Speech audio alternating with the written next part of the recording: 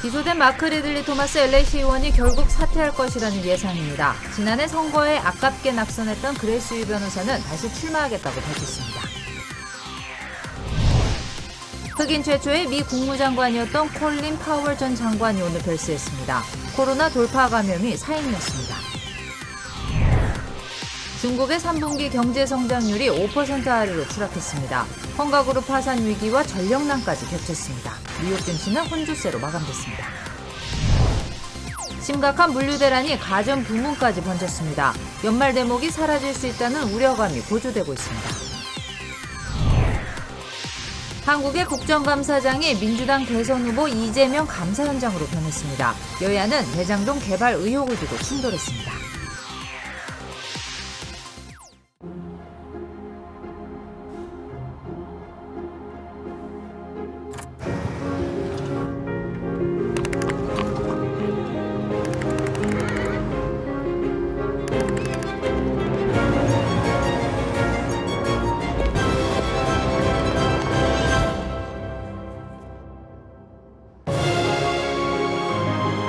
당신의 새로운 영감을 찾아서. 네, 흑인 최초의 국무장관을 지냈던 콜린 파월 전 장관이 오늘 별세했습니다. 사인은 코로나 합병증이었습니다. 관련 소식은 잠시 뒤에 전해드리겠습니다. 네, LA 한인타운이 포함된 제10지구 시의원 마크 리들리 토마스 의원입니다.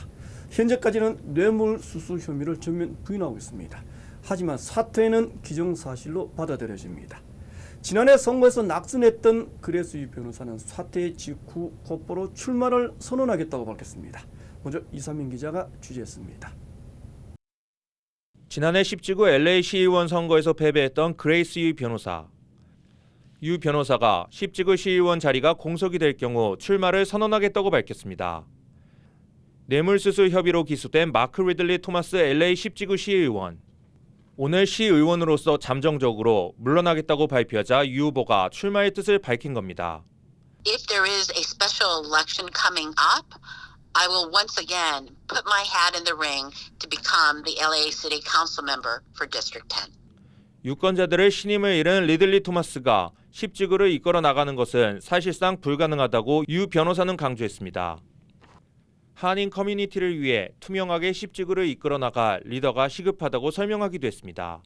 Resign 해지 된다. 이게 뭐냐? You are not doing what you promised to do. You're not capable of doing so at this time. Please resign. 이런 말이 더 나올 거야.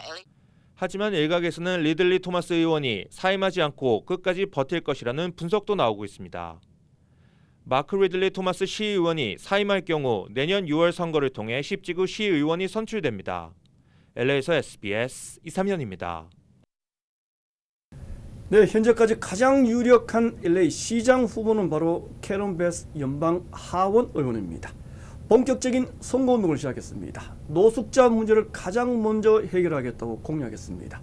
보대 전용 기자입니다. 노숙자 문제 해결을 최우선 과제로 삼겠습니다. 캐런 베스 연방 하원 의원이 후보 출정식을 갖고 LA 시장직에 공식 출마했습니다. 남가주 지역의 대표적인 여성 정치인인 베스 후보는 노숙자 문제 해결을 최대 핵심 공약으로 제시했습니다. 무려 4만 명이 넘는 노숙자들이 하루하루 어렵게 거리에서 살아가고 있다고 강조했습니다. 베스 의원의 후보 출정식에는 홀리 미첼 LA 카운티 슈퍼바이저와 안토니오 비아라이고사 전 LA 시장 등 400여 명의 지지자가 참석했습니다.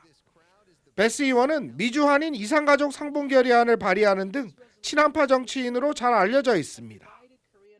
지난 2008년 흑인 여성 최초로 가주 하원 의장을 역임했고 지난해 바이든 캠프에서는 부통령 러닝메이트로 고려되기도 했습니다. 지금까지 LA 시장 선거에는 베스 의원을 포함해 케빈 들레온 LA 14지구 시의원, 조 부스카이노 LA 15지구 시의원과 마이크 퓨어 LA시 검사장 등이 출마 의사를 밝혔습니다. LA에서 SBS 전영웅입니다.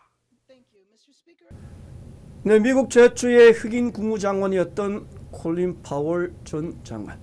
오늘 아침 별세했습니다. 코로나 바이러스 돌파 감염이 사인인 것으로 나타났습니다. 김윤수 특파원이 워싱턴에서 보도하겠습니다. 미국 최초의 흑인 합참의장, 최초의 흑인 국무장관, 흑인 유리천장을 잇따라 깼던 파월 전 장관이 84세를 일기로 숨졌습니다. 코로나19와 혈액암 합병증으로 투병해 온 걸로 알려졌습니다. 자메이카 이민자 가정에서 태어난 파월 전 장관은 아버지 부시 대통령 시절 흑인 최초로 합참의장에 올라 걸프전을 승리로 이끌었습니다. 이후 아들 부시 대통령 때는 국무장관에 기용돼 매파가 주류였던 부시 행정부 내에서 외교를 앞세우며 중심을 잡았다는 평가를 받아왔습니다. 특히 부시 정부의 대북 강경 노선에도 반대하며 갈등을 빚기도 했습니다. So I've always felt strongly that you should try to solve conflicts in this world through negotiations, through diplomacy. 대부분 공직을 공화당 정부에서 지냈지만 퇴직 후에는 오바마와 바이든 등 민주당 후보들을 잇따라 지지하며 정치적 변화를 선택했습니다. 바이든 대통령은 위대한 미국인으로 기록될 거라는 성명을 냈고 각계에서 애도가 잇따랐습니다. The world lost one of the greatest leaders that we have ever witnessed. We will certainly miss him. I feel as if I have a hole in my heart. 미국 언론들은 백신 접종을 완료하고 돌파 감염으로 사망하는 비율은 0.004%에 불과한데 파월 전 장관도 여기에 해당한다고 전했습니다. 워싱턴에서 SBS 김유수입니다. 네, 조 바이든 대통령은 오늘 별세한 콜린 파월 전 장관을 위대한 미국인으로 기억될 것이라고 추모했습니다. 바이든 대통령은 성명을 통해 파월 전 장관은 인종 장벽을 허물고 새로운 길을 개척하는 데 일생을 바쳤다고 애도했습니다. 파월 전 장관은 합참의장으로서 걸프전을 승리로 이끈 미국인들의 영웅이었습니다. 네, 세계 공장이라는 중국 경제가 혹시 식어가는 건 아닌지 모르겠습니다. 지난 3분기 성장률이 5% 아래로 추락했습니다. 심각한 전력난에 흥다그룹 파산 위기가 겹쳤습니다. 정다은 기자입니다. 중국의 3분기 경제 성장률은 4.9%를 기록해 1년 만에 최저로 떨어졌습니다. 지난해 3분기 이후 가장 낮은 수치로 5에서 5.2%였던 시장 전망치를 밑돌았습니다. 중국의 경제 성장률은 기저효과에 힘입어 1분기 18.3%까지 올랐지만 2분기에는 7.9%로 낮아진 데 이어 경기 둔화 흐름이 더욱 뚜렷해졌습니다. 중국 경제는 고강도 부양책에 힘입어 지난해 하반기부터 코로나19의 충격에서 확연히 벗어나면서 강한 회복력을 보여줬습니다. 하지만 최근 중국 곳곳을 덮친 전력 부족과 공급망 차질, 부동산 시장 규제 등이 동시다발적으로 영향을 미치면서 성장 동력이 약해진 걸로 분석됩니다. 중국의 9월 산업 생산 증가율도 지난해 같은 기간 대비 3.1%로 8월의 5.3%보다 낮아졌습니다. 다만 9월 소매 판매액 증가율은 4.4%로 전월의 2.5%보다 높아졌습니다. 올해 중국 경제 성장률 전망치도 낮아지고 있습니다. 국제통화기금은 전망치를 8.1%로 낮췄고 골드만삭스를 비롯한 투자기관들은 8% 미만으로 전망치를 수정했습니다. 일각에서는 경기 급랭의 여파가 내년까지 이어지면서 중국의 올해 4분기 경제 성장률이 더 떨어질 수 있다는 관측도 나오고 있습니다. 중국 정부는 지난 3월 전국인민대표대회에서 올해 경제 성장률 목표를 보수적으로 잡아 6% 이상으로 제시한 바 있습니다. SBS 정다은입니다. 네, 오늘 뉴욕 증시는 중국 경제 성장률이 부진했다는 소식에 혼조세로 마감됐습니다. 다우지수는 36포인트, 0.10% 하락한 35,259의 장을 마감했습니다. 나스닥 지수는 0.84% 오른 15,021을 기록했습니다. 중국의 경제 지표에 우려감이 고조됐지만 미국의 주요 기업들의 실적은 시장 예상치를 웃돌았습니다. 10년 만기 국채 금리도 한때 1.61%까지 올랐지만 장 후반에는 1.57%까지 내려갔습니다. 네, 심각해진 물류 대란. 내년쯤에야 해소될 것이라는 예상입니다. 자칫 연말 대목까지 실종될 것이라는 우울한 전망도 나왔습니다. 한인 경제 살리기에 모두가 힘을 모아야 할 때가 아닌가 합니다. 전용 기자가 한인타운을 취재했습니다. 물류 대란에 반도체 부족 현상까지 이젠 생활 필수품이 된 스마트폰 공급에도 직접적인 영향을 미치고 있습니다. 핸드폰 판매점들에 공급되는 스마트폰 물량은 이전의 절반 이하, 심한 경우에는 3분의 1에도 못 미치고 있습니다. 3, 4개월 전부터는 좀 심각한 상황으로까지 재고가 많이 떨어졌습니다. 삼성폰도 예전의 반 정도로 줄었고요. 중저가폰이 훨씬 심각합니다. 모든 이제 회사 측에서도 반도체가 부족하다 보니 그다음에 이제 물류도 이렇게 힘들어지고 하니까 연말 대목을 앞두고 직격탄을 맞은 것은 스마트폰뿐만이 아닙니다. 일반 가전제품은 물론 장난감이나 생필품까지 벌써부터 공급 부족 현상이 나타나고 있습니다. Moving goods from the factory to the customer. Some numbers that I've seen, the early indications suggest it has gone up on average about 56%. 전문가들은 인력과 인프라 부족 등으로 물류 대란은 적어도 내년까지는 이어질 것으로 전망하고 있습니다. 위기감이 고조되면서 소매업 비중이 높은 한인 경제에도 빨간불이 켜졌습니다. 어려울 때일수록 당장 한인들부터 가까운 한인업소를 자주 이용해 상생을 모색해야 한다는 목소리도 높아지고 있습니다. LA에서 SBS 전영웅입니다. 미국의 경제 분석가들은 내년 2, 3분기는 돼야 물류 대란이 해소될 것으로 예상했습니다. 월스트리트저널이 애널리스트 67명을 대상으로 실시한 설문조사에서 3명 중에 1명은 내년 2분기쯤 물류 대란이 해결될 것이라고 내다봤습니다. 내년 3분기라고 답한 경제 분석가들도 27%나 됐습니다. 하지만 올 연말까지 해소될 것이라고 전망한 분석가들은 단 3%에 불과했습니다. 네, 다음 소식 전하겠습니다. 북한 김정은 위원장의 이복 형인 김정남, 4년 전인 말레이시아 국제공항에서 독살당해 숨졌습니다. 김정남은 숨지기 5, 6년 전부터 한국 국정원에 북한 내부 정보를 제공해왔던 것으로 취재 결과 확인됐습니다. 먼저 박상진 기자가 단독 보도하겠습니다. 지난 2017년 2월 13일 출국 수속을 밟으러 홀로 말레이시아 쿠알라룸푸르 공항에 나타난 김정남. 이때 갑자기 달려든 여성 2명이 김정남의 얼굴에 맹독성 신경작용제 VX를 발랐습니다. 범행에 걸린 시간은 불과 2초 남짓. 김정남은 이렇게 무참히 살해됐습니다. 김정남이가 결국은 평양으로 들어오라는 동생의 영을 거역하고 끝까지 뻗치다가 결국은 목숨을 날렸구나. 숨지기 일주일 전인 2월 6일 말레이시아에 입국한 김정남은 이틀 뒤 랑카위의 한 리조트로 이동했습니다. 김정남은 그곳에서 한 한국계 외국인 남성을 만났는데 일부 외신은 미국 CIA 요원일 가능성을 제기했습니다.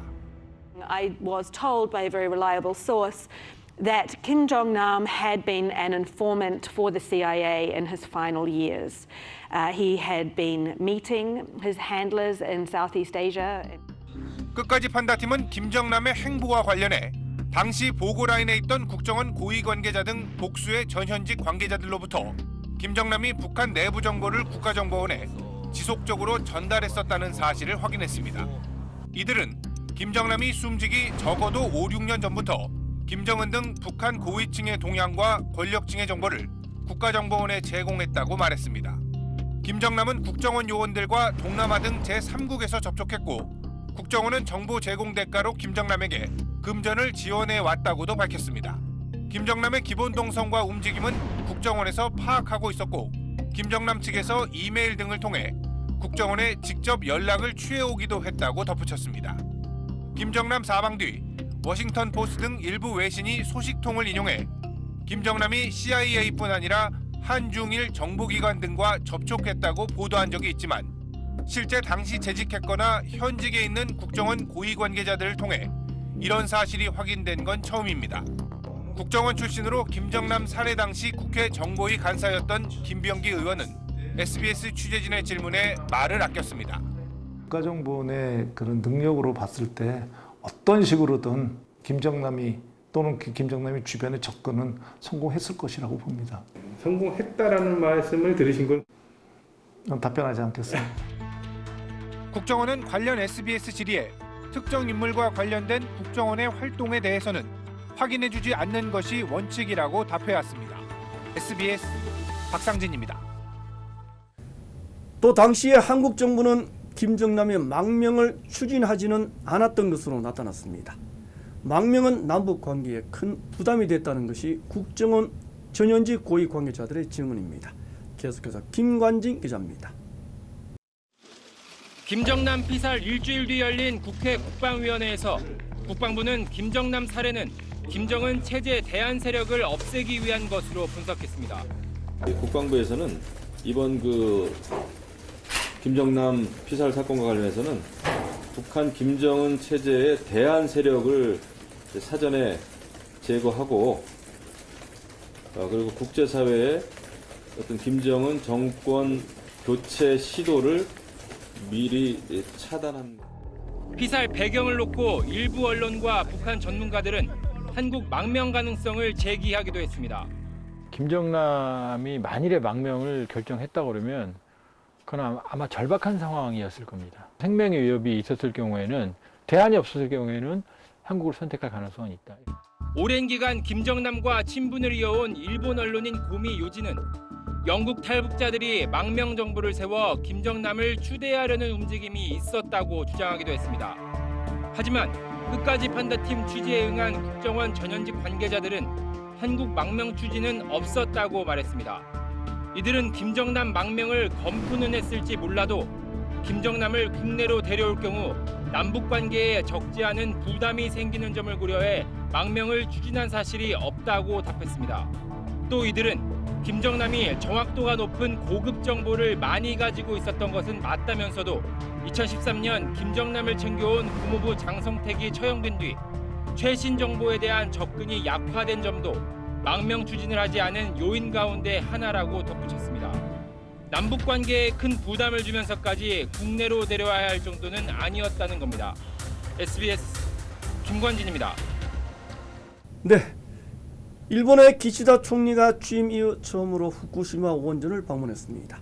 원전 오염수를 바다에 방류하기로 한 방침을 다시 확인했습니다. 유성재 특파원이 도쿄에서 전하겠습니다. 비가 내리는 가운데 취임 후 처음으로 후쿠시마 제1원전을 찾은 기시다 총리. 도쿄전력 관계자로부터 원전 폐로 작업에 대한 설명을 듣고 방사능 오염수를 처리하는 다핵종 제거 설비를 거친 원전 오염수를 살펴봅니다.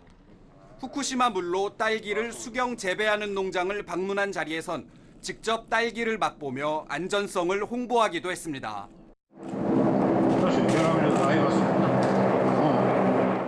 어제 후쿠시마 원전 사고 피해 지역 여러 곳을 돌며 복구 현황을 시찰한 기시다 총리는 지난 4월 스가 정권이 결정한 원전 오염수의 해양 방출 방침을 재확인했습니다. 이르면 오는 2023년부터 삼중수소 등이 포함된 오염수 125만 톤을 원전 1km 밖 앞바다에 방류하겠다는 겁니다. あれだけ多くのこのタンクが並んでいる姿を見ても、先送りすることができない、大変重要な課題であると。 우리 외교부 당국자는 일본의 방류 결정이 주변국과 충분한 협의 없이 이루어졌고 국민의 건강과 안전, 바다 환경에 영향을 미칠 수 있다는 점에서 심각한 우려와 반대를 표명한다며 일본 측에 한국의 입장과 우려를 지속적으로 전달하겠다고 밝혔습니다. 코로나 확산으로 중단된 일본 내 여행 지원 재개를 언급하면서 주변국이 우려하는 전 정권의 정책을 그대로 유지하겠다는 건 다분히 이달 말 총선을 의식한 행보로 보입니다. 도쿄에서 SBS 유성재입니다. 네, LA 지역의 평균 가솔린 가격이 무려 갤런당 $4 50센트까지 올라갔습니다. 9년 만에 최고 수준이라고 합니다. 전국의 주요 한인사회 소식은 이원정 기자가 정리했습니다. 벌뱅크 지역 5번 프레이 사우스 구간이 공사로 폐쇄됩니다. 버뱅크시는 교각과 인터체인지 등 오래된 시설의 보수 공사로 인해 다음 달 중순까지 매주 일요일부터 금요일 밤 12시부터 새벽 4시까지 5번 프레이 사우스 방면 버뱅크 블루버드 구간을 폐쇄한다고 밝혔습니다. 남가주 가스 가격이 지난 2012년 이후 9년 만에 최고치를 기록했습니다. 미 자동차협회 트리플A는 LA 카운티 가스 가격이 오늘 갤런당 평균 $4 50센트로 지난 2012년 10월 20일 이후 9년 만에 가장 높은 가격이라고 밝혔습니다. 오렌지 카운티 또한 오늘 갤런당 평균 가격은 $4 47센트로 지난 2010년 10월 20일 이후 가장 높은 수준이다. 최근 급증세는 국제유가 상승에 따른 것으로 분석했습니다. 뉴욕과 뉴저지주 모든 유권자들은 우편 투표를 할 수 있습니다. 오는 11월 2일 본선거를 앞두고 뉴욕주 유권자는 18일, 뉴저지주 유권자는 26일까지 우편 투표를 신청해야 합니다. 한편 조기 투표는 오는 10월 23일에서 31일까지 실시합니다. 북버지니아의 관광 명소인 알렉산드리아 올드타운에 차 없는 거리가 조성됩니다. 시의회는 식당들의 야외 좌석을 확보하고 방문객들이 보다 안전하게 걸어 다닐 수 있도록 하기 위해 유니언과 리스트리트 사이 킹스트리트 구간의 차량 통행 금지를 결정했다고 밝혔습니다. 한국인 독립운동 사적지에 그 뜻을 기리기 위한 표석이 세워집니다. 샌프란시스코 한인역사박물관은 미주 한인이민 역사 118주년을 기념해 한국인들의 독립운동 흔적이 남아있는 역사 현장에 독립운동 표석을 세울 예정으로 오는 12월 오클랜드 한인연합감리교회에 첫 번째 표석을 세운다고 밝혔습니다. 한인연합감리교회는 이민 초기인 1914년 창립돼 한인사회 단합과 조국 독립운동에 앞장서 헌신한 민족교회입니다. LA 총영사관이 발급한 임시 여권으로 한국으로 돌아간 남욱 변호사. 대장동 개발 의혹의 핵심 인물입니다. 오늘 중으로 구속영장이 청구될 것이라는 예상이 많아졌습니다. 먼저 홍영재 기자가 취재했습니다. 검찰이 인천공항에서 체포한 남욱 변호사에게 적용한 혐의는 특정경제범죄 가중처벌법상 배임과 뇌물공여 약속 등입니다. 대장동 사업과 관련해 유동규 전 본부장에게 뇌물 제공을 약속하고 성남시에 막대한 손해를 끼쳤다는 겁니다. 특히 화천대유 실소유주 김만배 씨가 정영학 회계사가 제출한 녹취록 내용을 전면 부인하고 있어 검찰은 남 변호사를 상대로 특혜와 로비 의혹에 대해 집중적으로 캐무는 걸로 전해집니다. 어젯밤 늦게까지 남 변호사를 조사한 검찰은 체포영장 시한이 48시간이기 때문에 이르면 오늘 남 변호사에 대한 구속영장을 청구할 걸로 보입니다. 남 변호사가 언론과의 인터뷰에서 유 전 본부장에게 돈을 줬다는 발언도 했고 미국 도피 의혹도 있는 만큼 구속수사 필요성이 제기되기 때문입니다. 이런 가운데 유동규 전 본부장은 자신의 구속 적법성을 다시 판단해달라며 어제 법원에 구속 적부심을 청구했습니다. 유 전 본부장에 대한 구속 적부심은 오늘 오후 2시 서울중앙지방법원에서 열립니다. 구속 적부심사로 내일까지였던 유 전 본부장의 구속 만기는 최소 하루는 늦춰지게 됐습니다. 검찰은 이번 주 내로 유 전 본부장을 기소하는 한편 김만배 씨에 대한 구속영장 재청구도 검토하고 있습니다. SBS 홍영재입니다. 남욱 변호사는 대장동 개발 의혹의 또 다른 중심인물인 김만배 씨에게 대부분 책임을 미루는 것으로 전해졌습니다. 검찰의 빠른 물증 확보가 관건으로 떠올랐습니다. 배준희 기자가 계속해서 보도하겠습니다. 남욱 변호사는 지난 2009년 대장동 개발 초기부터 검찰에 녹취록을 제출한 정영학 회계사 등과 사업에 뛰어들었습니다. 토지를 사들이는 일 등을 담당하며 화천대유가 대장동 개발 민간 사업자로 선정되기 직전까지 핵심 역할을 해왔습니다. 대장동 먼저 스타트를 할 거라고요. 결합 개발이지만. 그러다 정치권 로비에 나선 혐의로 2015년 수원지검에 구속됐는데 법원에서 무죄를 선고받았습니다. 이때부터 남 변호사 자신은 대장동 사업에서 배제됐다고 주장하고 있습니다. 그러면서 특혜와 로비 의혹은 화천대유 소유주 김만배 씨와 관련된 일이라며 선을 긋고 있습니다. 하지만 김 씨의 구속영장이 기각되자 남욱 변호사는 자신이 그 여파를 떠안을 걸 우려하는 처지가 됐습니다. 진짜 그게 사실이면 기각된 게 이상한 거 아니야? 잘못하면 들어가 꼬린되게 생겼어요. 분위기가. 이러한 상황을 피하려고 남 변호사가 김만배 씨의 로비 의혹이 담겨있는 정영학 회계사의 녹취록에 부합하는 진술을 할 거란 관측도 나오고 있습니다. 다만 남 변호사 역시 김 씨와 함께 유동규 전 본부장에게 뇌물을 약속하고 성남시에 손해를 끼쳤다는 배임 혐의를 받고 있는 만큼 처벌은 불가피할 걸로 보입니다. 정영학 회계사의 녹취록 이외에 추가 증거가 절실한 상황에서 검찰이 남 변호사의 진술을 얼마나 이끌어내느냐에 따라 수사의 성패가 달라질 수 있다는 전망입니다. SBS 배준우입니다. 민주당의 대선 후보로 결정된 이재명 지사는 직접 국정감사장에 출석했습니다. 여야의 충돌 속에 국정감사장이 이재명 감사 현장으로 변해버렸습니다. 보도에 강민우 기자입니다. 경기도 국정감사의 시작은 정영학 회계사 녹취록에 나온다는 그분이 누구인지로 불붙었습니다. 국민의힘은 각종 비유를 끌어들여 그분은 이재명 지사라고 몰아붙였습니다. 아수라의 제왕, 그분은 누구인가? 그분이 청와대보다 감옥과 가까운 이유에 대해서 보겠습니다. 이 지사는 돈을 받은 자가 범인이라며 국민의힘 게이트라고 맞받았습니다. 곽상도 의원 아들이 수령한 화천대유 퇴직금 50억 원을 근거로 들었습니다. 제가 만약에 진짜 화천대유의 주인이고 돈을 가지고 있다면 정말 길 가는 강아지에게 던져줄지라도 곽상도 의원 아들 같은 분한테는 절대 한 푼도 줄 수 없다. 그분 공방 다음 전선은 구속된 전 성남도시개발공사 본부장 유동규 씨와 이 지사와의 관계로 옮겨졌습니다. 경기도청에 좌진상 우동규라는 말이 많이 돌아다니고 있습니다. 정진상 실장을 통해서 유동규의 이력서를 보내가지고 여기 지금 제가 정말 가까이 하는 참모는 동규 이렇게 표현되는 사람은 아닙니다. 미안하죠. 국민의힘 의원들은 여당 대선 후보인 이재명 지사에게 집중 포화를 퍼부었지만 이 지사는 미리 준비한 손팻말 50여 개를 활용해 자기 입장을 조목조목 설명했습니다. 민주당 의원들은 대장동 의혹에 연루된 인사들이 대부분 박근혜 정부 사람들이라며 이 지사 엄호에 주력했습니다. 특검을 요구하는 쪽, 그쪽에 범인이 있습니다. 멀쩡하게 진행되는 정당한 수사를 가로막으려는 자가 바로 범인입니다. 국회 국토위는 내일 이 지사가 출석한 가운데 국정감사 2라운드를 진행합니다. SBS 강민우입니다. 네, 한국형 발사체인 누리호가 모레 오후에는 역사적인 비행에 나설 예정입니다. 이번 누리호는 순수한 한국 기술로 개발됐다고 합니다. 정부희 기자 취재했습니다. 47m 길이의 3단 발사체 누리호가 특수 차량에 실려 이동합니다.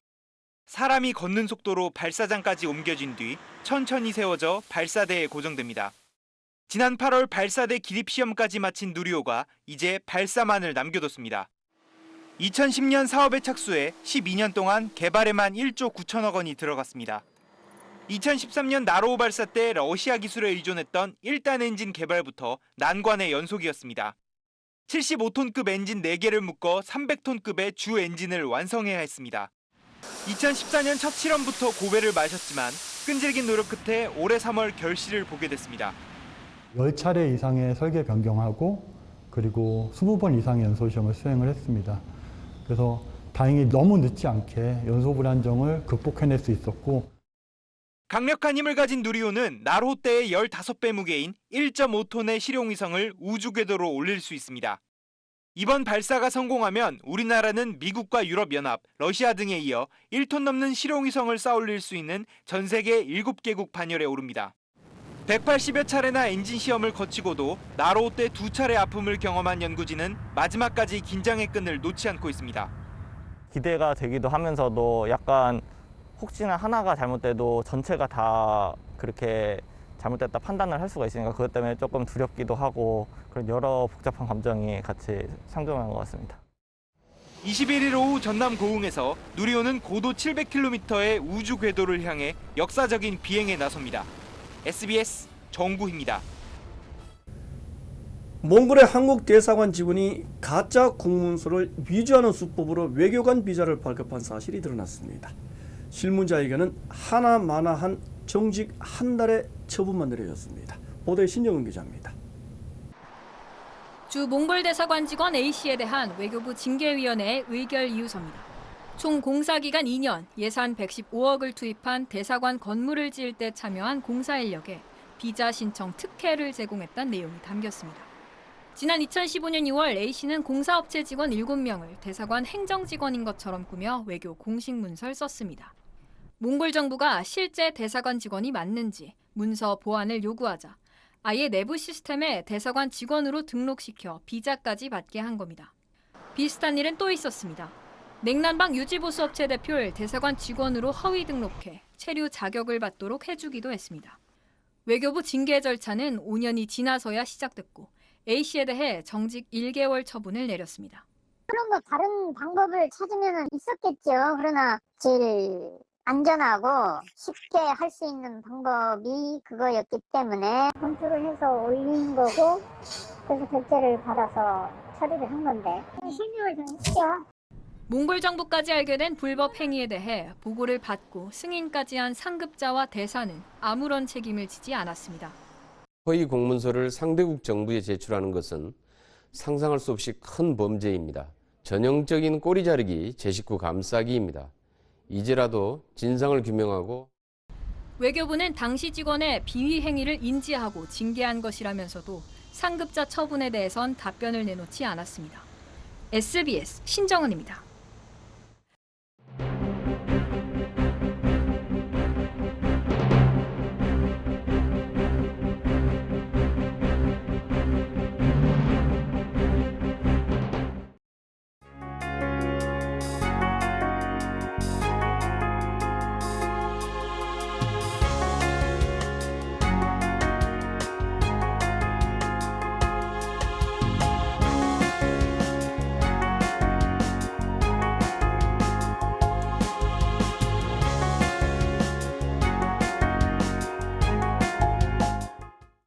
남가주 로컬 정계에서 막강한 영향력을 행사해왔던 마크 리들리 토마스 의원, 사퇴를 피하기는 어려울 겁니다. 지난해 선거에서 아쉽게 낙선했던 그레이스 유 변호사, 내년 6월 선거에 출마하겠다고 오늘 밝혔습니다. 내년 선거가 한인사회 입장에서는 판이 커지게 됐습니다. 시 검사장 선거에는 리차드 김 변호사가 이미 출마를 선언했습니다. 활발한 기금모금 활동도 벌이고 있습니다. 연방제 국가인 미국에서 로컬 선거는 한인사회에 큰 영향력을 발휘합니다. 내년 6월 선거를 한인사회 정치력이 또 한 번 도약할 수 있는 디딤돌로 만드는 것, 한인사회의 새로운 과제가 됐습니다. 이분수 마치겠습니다. 고맙습니다.